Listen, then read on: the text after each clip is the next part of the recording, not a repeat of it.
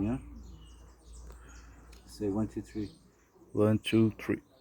Hi everyone, my name is Robin and I'm currently here in Brazil, a beautiful country in South America which is completely open. And today I want to talk about how Donald Trump can continue to remain in power. Now, my background is in politics. I'm a founder of the Africa Unite Party, and I was the one who actually charged the president of South Africa with theft, fraud and corruption. I've also had numerous other cases against the British government for injustice, and against also a case in the European Court of Human Rights, which I also won as well. So before I continue on this, I want to explain to you the basis of my argument here of why Donald Trump can win the elections and how he can stay in power. A lot of Christians around the world have been praying for Donald Trump. Even places like Nigeria, people have been praying for him. And yesterday we saw, on Sunday, I think it was, Kenneth Copeland was laughing hysterically. They call that holy laughter, saying, Joe Biden will never be president. Well, let's ask ourselves the question from a spiritual point of view, why Joe Biden should not be president. Because I'll tell you why. Because he represents the globalist agenda, the New World Order agenda. And America is a country which affects the rest of the world in terms of politics, in terms of economics, and also spiritually as well, which is another dimension a lot of people haven't looked at. When you're looking at a legal problem, you have to look at it from the point of view, it's like a very complicated knot. And it's like Alexander the Great when he took the sword and cut it right in the middle. And the same applies here. In every legal argument, we have to look at the intent of the offending party, the potential perpetrator, and the potential victim. And in this case, the potential perpetrator is the Democratic Party, which has been accused of election fraud. Now, if you look at the propensity, we use in law the term mensra, which means intent. And in legal theory, you have to look at the intention. So if we want to talk about building a case that will win Donald Trump the presidency, you have to look at the intention of the perpetrator. And in this case, it's the Democratic Party. And we have to look at their character and the propensity to commit such a crime. Now, we saw in the 2016 elections, and even up until the beginning of 2020, the propensity of the Democratic Party has been, since the election of Donald Trump, to unseat him from power. And, so the intent, the malicious intent has always been there with the Russia hoax, with the impeachment, and with the fomenting of riots around America. So to make basically America ungovernable. And we've seen that with the Black Lives Matter movement, which is essentially a quasi-Marxist movement which undermines the family, and it doesn't actually represent the aspirations of black people at all, actually. In fact, it's a very racist organization. And you take all these different things, and you also take what George Soros said when he said, I think it was in early 2020, or even before that Donald Trump would be a one-term president. So we've had all these constant negative press, constant sort of resistance to his presidency. But what has he done in this time of his being his president?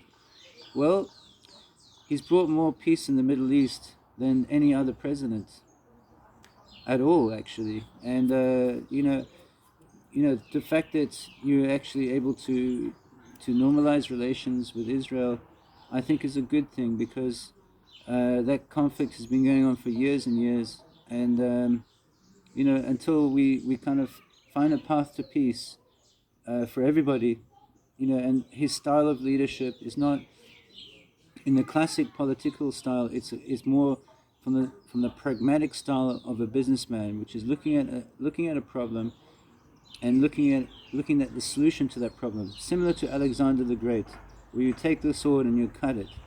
Now, is a remedy for what's happening in the United States elections? Yes, there is. Now, if you look at elections which have been fraudulent, you have to first of all look at the mensra, the intention. And the intention, I would say, definitely was to get rid of Trump. From 2016 up until now, there's very polarized between Democratic and Republicans. On the Republican side, the majority of the Republicans are Christian evangelists who believe that God has actually appointed Donald Trump to bring in God's plans.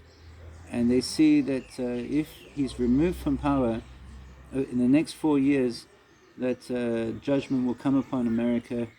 And there's always these different negative prophecies. But before I get into that, I want to explain to you how Donald Trump can actually retain power. And that is very simple. Okay, first of all, you have to prove in a court of law that there was intent, malicious intent, to unseat a standing president. And secondly, you have to also prove a malicious intent to, if necessary, to defraud the American people to actually ensure that election victory was given to Joe Biden. Now, you can say, well, how could they orchestrate such a great fraud? Because you have different states with different laws and everything else. But they have one unifying factor, and that unifying factor is the fact that they hate Donald Trump and they want him out of power. So if they are willing to break laws, even if it's getting dead people to vote, or actually telling people, voter intimidation, telling people that who they should vote for, or other things. Now, in this election, it's very, very unique, because never before in American history has there been so much postal votes, what we call in the UK postal votes, or mail-in votes. So there is no remedy for voter irregularity, to coin a better word than voter fraud. Because if you issue a ballot and you send it to an address, you have to verify that person is actually resident in that address, whether you do it with your social security number or whatever. And of course, it should be with voter ID. It should be much more solid. And the reason why this election should be contested is because the world looks to America as a beacon of democracy. And if it fails, if the president of America says the election was stolen, there was election fraud, and he has actually grounds for saying that. And why do I say he's got grounds? It's because of the propensity of the Democratic Party to defraud elected president who was actually defrauded from the 2016 election up until now. So the propensity is there. We can say the bad character is there. So there is a case to say, well, okay, the votes that were cast in the mail-in ballots have to be counted and verified by independent observers. So what does that mean? That means both parties have to actually see the vote with their own eyes, to see it. But what's happened a lot throughout America is that they were actually told to stand outside with 30 feet, 6 feet because of coronavirus. And that was another factor which has actually contributed to this voter election irregularity. So that's why I believe there will be a recount in Georgia, Pennsylvania, Michigan, Wisconsin, possibly Nevada, and maybe it's possible even Arizona. But several things have actually, there's very many different contributing factors, which if you take all these contributing factors together, they basically say that the election was not free and fair, and that is a civil rights action. So when you go to the Supreme Court, you actually have to say, well, okay, the civil rights of the American people were violated by them not having a free and fair elections, which is not unduly influenced domestically or foreign by a domestic force or a foreign force. Now, what is the domestic force, and what is the foreign force? Before, they were alleging it was Russia that allegedly interfered into the elections in 2016. Now, what it is actually you're getting domestic interference from big tech like Facebook, like Twitter, like Google, and all of this basically is grounds for saying that there's malicious intent to actually defraud the American people. Never mind about Russia, never mind about the globalists, never mind about Klaus Schwab in Davos. This is all about unseating Donald Trump since he actually rode down the escalator. And you might think, well, this is crazy, but okay, just imagine that the voter recount is done in all these states, and the legal votes that are counted say that Donald Trump won the election. Just imagine, okay? There would be grounds for him winning the Electoral College, which is 270. But just imagine he doesn't. All he's got to prove is that there has been a malicious intent to defraud the American people. And that is grounds enough to actually take it to what they call, I think it's the 12th Amendment, where they do what they call safe harbor.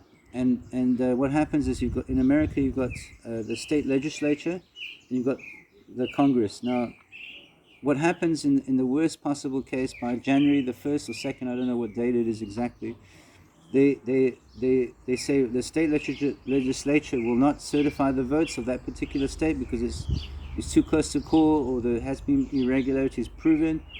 So what will happen is that this will actually then go to Congress, and in Congress, which is basically run by the Democratic Party, you have approximately 50 states, and according to the 12th Amendment, and there has been, Donald Trump doesn't have to concede the elections, by the way. It was twice in American history, in 1800 with Thomas Jefferson and Burr, and I think it was in 1876. Twice the elections have been contested, so this is probably the third time. And what will happen is that the governors of each state will then create a quorum and vote who will win. And as the majority of the governors in America are Republican, I think it's 26. It may be a little bit more, but the majority will then vote, and they will probably vote for Donald Trump, and that's how he's going to retain power. So thanks for listening, and if you have any comments, let me know. I have studied this a little bit, and I believe that the way to actually to win this election for Donald Trump is to not to concede, but to actually to prove malicious intent. And with the media, with the big tech and the big money, you can see that the odds were stacked up against him. So it's not about creating the sort of the body of evidence. The body of evidence is about propensity. It's about the character, and yes, affidavits, and yes, all the other evidence, including software, which has also been proven to be defunct and defective, I should say. So that's my take on the American elections, and let's hope that the right person wins. And thanks for listening. Thank you.